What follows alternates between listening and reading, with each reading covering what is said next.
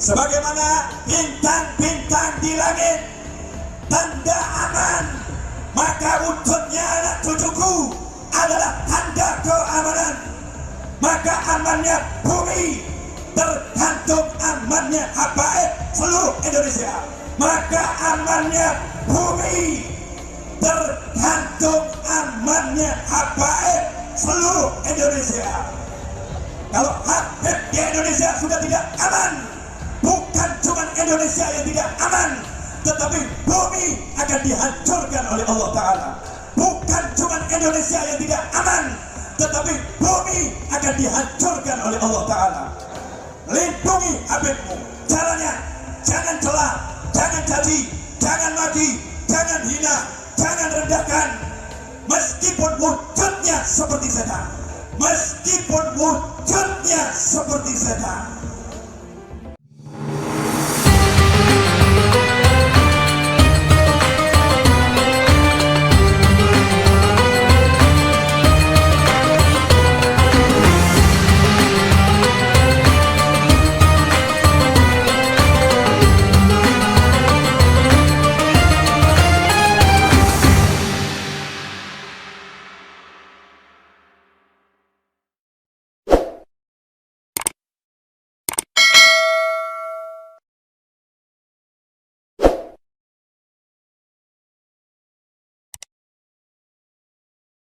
Apakah benar Ahmad bin Isa dikubur di Yaman?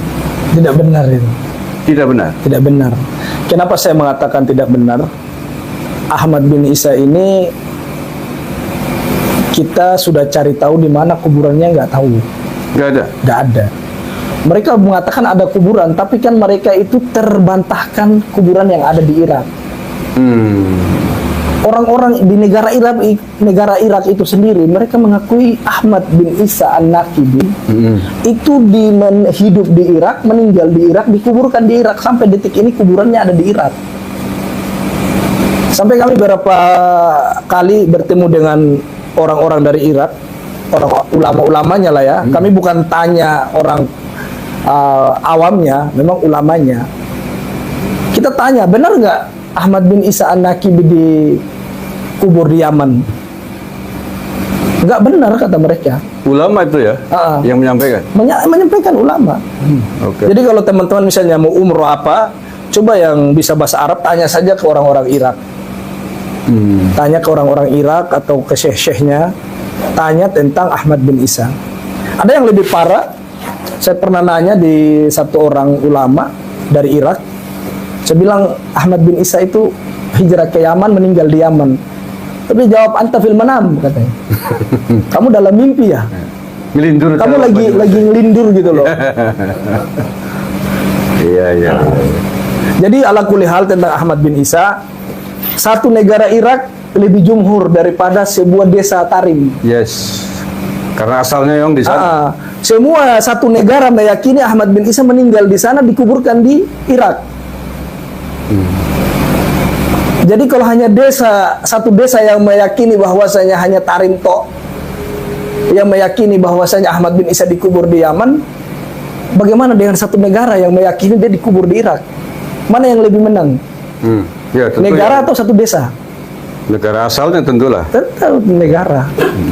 Sebagaimana misalkan kita meyakini makam Pangeran Diponegoro di Indonesia, tiba-tiba diklaim di Yaman, di sana. Iya. Kan tentu yang lebih satu Indonesia akurat, pasti nggak setuju. Ya, Indonesia yang karena lebih memang dia hidup meyakinkan. di sini, meninggal di sini. Oke, paham. Kan gitu loh. Itu permisalan biar dipahami oleh teman-teman semuanya. Oke, kemudian ini Bang Nasab, Ahmad bin Isa kan gelarnya An-Nakib di Irak ya. Sementara mereka menyebut Al-Muhajir. Pahlawi ini ya, menyebut Ahmad bin Isa Al-Muhajir. Sejak kapan itu mereka nyebut itu? Itu kan di abad ke-10 kalau nggak salah. Abad ke-10? Abad ke-10, 9 disebut, itu pun kan Ali As-Sakran. Ya, Pahlawi Ali As-Sakran, Ba'alawi yang mengatakan Ahmad bin Isa Al-Muhajir. Padahal lakop ini adanya dari abad ke abad, tidak pernah ada lakop yang bernama Ahmad bin Isa Al-Muhajir. Seperti dalam kitab-kitab abad ke-5, ke-6 itu bukan Al-Muhajir. Kalau bukan An-Nakibi, Al-Abad, terus yang ketiga itu An-Nafat. Itu yang ada di dalam kitab nasab tentang Ahmad bin Isa. Berarti yang menggelari Al-Muhajir ya mereka sendiri. Pahlawi sendiri ya. Mereka sendiri yang menggelari Al-Muhajir. Sebagai pembenaran bahwa Ahmad bin Isa hijrah ke Yaman begitu ya. Gitu loh. Terus otoritas Yaman mengakui enggak itu? Tidak mengakui. Tidak mengakui ya. Tidak mengakui. Tidak mengakui. Dan tidak ada yang tahu juga, nggak ada tentang Ahmad bin Isa ada di Yaman. Tapi kok pede banget ya mereka? Ya begitulah. Soalnya gini loh. Dulu ada nakoba di Yaman itu ada cuma 2 nakoba. Ada Bani Hashim dan Al-Hasani. Ba'alawi, sebagian Ba'alawi itu masuk ke nakoba Bani Hashim. Itu ahli tarikh. Saya kalau di Yaman dibolehkan untuk video orang-orang yang saya tanyakan ke ahli sejarah, itu sudah rungkat dari Yaman sebenarnya. Gitu loh. Jadi kita tanya tentang ahli sejarah tentang bahwasanya Ba'alawi ini dulu memang mereka ngakunya Bani Hashim. Tapi kan orang-orang Bawazir ini tidak setuju karena tidak musajar ke Bawazir mereka. Tidak tahu akar pohonnya, cabang pohon dari mana, gitu loh. Makanya di tahun apa itu saya lupa, mereka itu keluar dari Bawazir, jadilah Alawiyah. Atau di sana pun nggak ada nakobanya, nggak ada nakobanya. Kalau Bani Hashim ini kan di mana-mana ada, di Maroko ada. Di Madinah ada mereka Bani Hashim. Di Yaman ada? Di Yaman ada Bani Hashim, ada. Jadi beberapa nakoba mereka punya di seluruh Indonesia, di seluruh dunia gitu loh. Jadi kalau dibilang bahwasanya Ba'alawi ada nakoba, ya kan mereka baru-baru keluar dari Bani Hashim. Jadi otoritas negara resmi Yaman ada di sana ya, nakoba resmi Said Bani Hashim di sana. Ada. Mereka kemudian, ada. Dan mereka ada rumah besar malahan. Ada, rumah besar mereka itu adanya di Kuil Bawazir. Itu diakui oleh negara? Diakui. Diakui. Oke. Kemudian nakoba ini mengakui nggak nasab Ba'alawi sebagai Zurah? Tidak. Saya datang ke Kuil Bawazir, itu rumah besarnya Bawazir yang ada di, kalau kita jalan ke Mukalla itu lurus terus ke arah Sihir. Kalau dari Mukalla kita belok kiri ke Kuil Bawazir. Itu saya pernah masuk ke situ karena saya juga punya teman orang Bawazir. Kita nanya tentang nasab Ba'alawi, tentang Alawiyah atau Robito Alawiyah, memang ada nggak nakoba seperti ini? Mereka bilang nggak kenal. Tapi kalau kenal hanya Al-Atos, Al-Jupri, mereka hanya kenal begitu aja. Nama paham seseorang. Tapi tidak diakui sebagai pahamnya Bani Hashim ya? Tidak. Ada yang lebih parah lagi dari Bawazir itu mengatakan, ya seperti sudah sering saya sampaikan ya, ka'annahum fil manam. Jadi mereka itu seperti dalam mimpi ngaku-ngaku durian Nabi. Tapi apakah di sana tidak ada sanksi hukum? Ya karena memang negara Yaman ini kan tidak ada negara yang tidak ada pemerintah yang sah sampai detik ini. Karena itu konflik ya? Konflik. Negara Yaman ini tidak ada pemerintah yang sah. Baik selatan maupun utara ya? Maupun utara.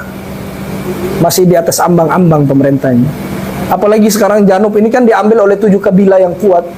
Dan itu tidak ada sama sekali Ba'alawi yang masuk di situ.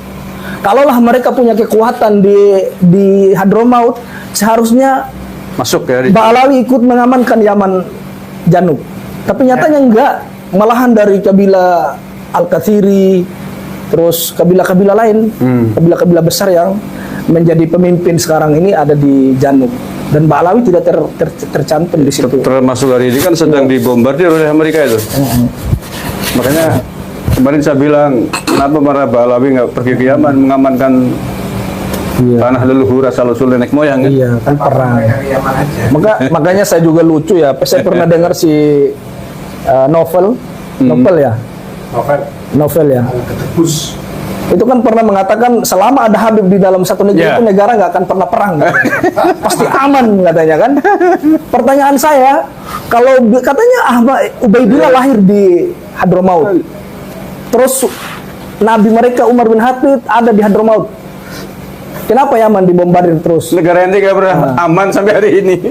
Jadi jangan takabur kalau jadi manusia bicara itu. Berarti kebalik ya. Betul ya. Tapi malah jadi nggak aman. Jadi intinya gini, di garis bawahi teman-teman, gaya-gaya mereka tentang membesarkan diri mereka dan leluhur mereka itu bukan gaya-gaya dalam syariat, tapi gaya-gaya perbudakan. Biar orang lain bisa sembah mereka punya leluhur karena dengan cerita-cerita kebodohan yang mereka lakukan. Itu yang paling mereka cari. Ya. Dan celakanya Gitu di Indonesia banyak yang mau dibodohi. Jadi mungkin Iya. air ditiup aja dibayar ratusan ribu. Iya. Seperti hal karoma kan. Hal karoma itu teman-teman, kalau kita kembalikan ke dalam hukum syariat, orang Allah Azza wa Jalla memberikan karoma kepada wali seperti Ashabul Kahfi itu kan orang soleh. Yes. 300 tahun mereka tidur di dalam gua. Tapi Allah tidak sebutkan nama-nama mereka. Ya. Karena memang karomah itu datangnya dari Allah Azza wa Jalla mutlak untuk hambanya yang bertauhid dan orang soleh. Tapi kalau karomahnya Ba'lawi yang mereka gaung-gaungkan selama ini adalah karomah perbudakan. Mereka sebutin leluhur mereka, kakek mereka, eyang mereka begini dan begini. Itu kan karomah perbudakan. Ya kalau benar. Itu loh. Itu pun kalau benar. Faktanya Nah, gitu. orang Yaman sendiri nggak kenal dengan Faqih al-Muqad.